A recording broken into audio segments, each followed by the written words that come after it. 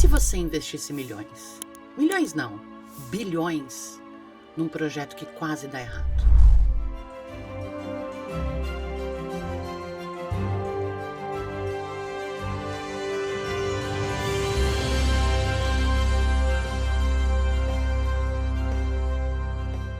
Olá, nerds e não nerds, pessoas e seus pets. Hoje vamos falar de filmes, rivalidade e parques. Então senta que lá vem o lore. Nos anos 80, a Universal tinha algo especial. Ela tinha em Hollywood o famoso Universal Studios Tour, que era um trenzinho que levava os visitantes para ver os bastidores. Eram gravados os filmes e séries da época. Eram gravados, anos 80, tá? This year, the tour is celebrating its 20th anniversary. It's a far cry from the scene that existed back in 1915. Mas havia um problema. Por quê? A Disney, do outro lado dos Estados Unidos, estava dominando. Lá em Orlando. E quem dominava em Orlando, dominava o mundo do entretenimento.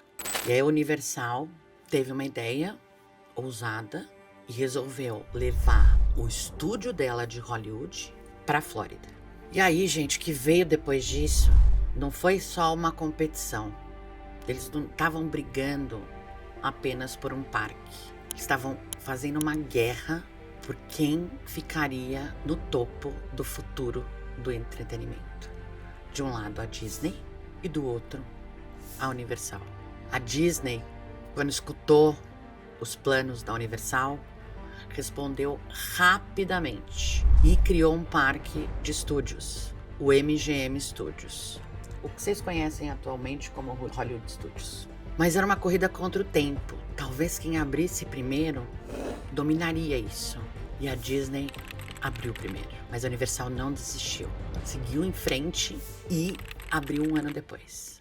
E a ideia da Universal, a ideia original para o parque, era bem diferente para os anos 90.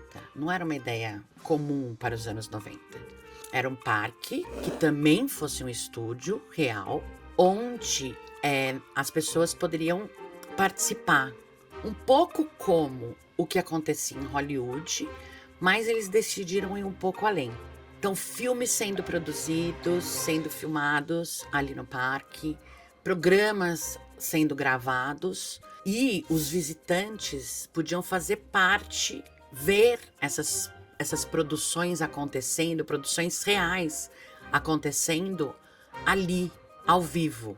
Então era como se fosse o que estivesse acontecendo no Hollywood Studios, lá na Universal em Hollywood, só que ao vivo. Então era Hollywood ao vivo. Isso, durante um tempo, foi muito interessante de assistir. Foi muita novidade ali para Orlando. Só que esse sonho que a Universal tinha começou a desmoronar. Porque a Flórida era muito caro para produzir um filme.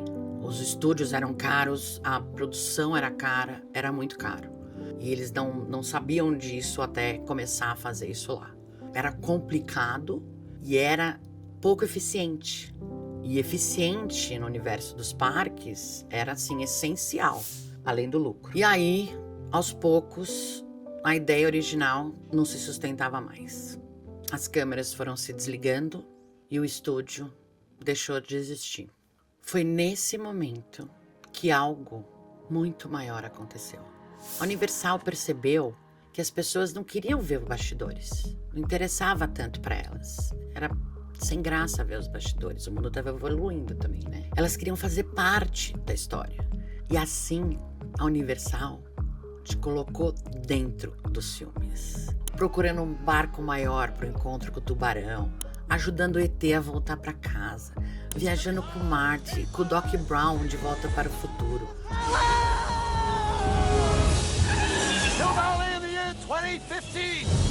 Todas essas atrações transformaram a Universal nos anos 90.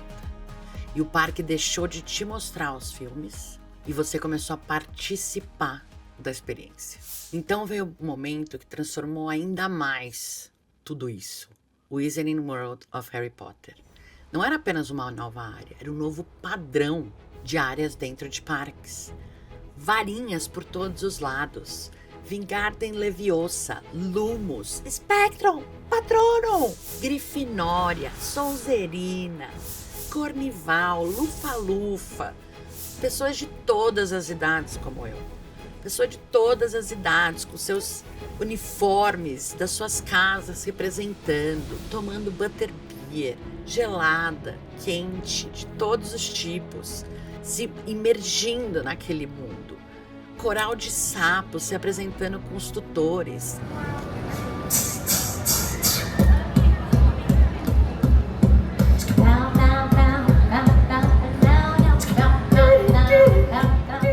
A mais por imersão.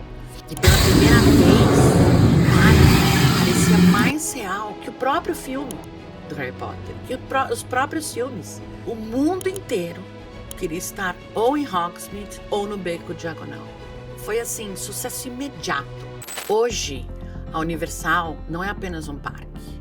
Tem dinossauro, tem o Homer, tem ET, tem a Múmia, tem King Kong, tem Men in Black, tem Beetlejuice, tem tudo para todas as idades. É onde esse lugar é onde essas histórias todas ganham vida. E por alguns momentos, você deixa de ser o espectador e você vira protagonista.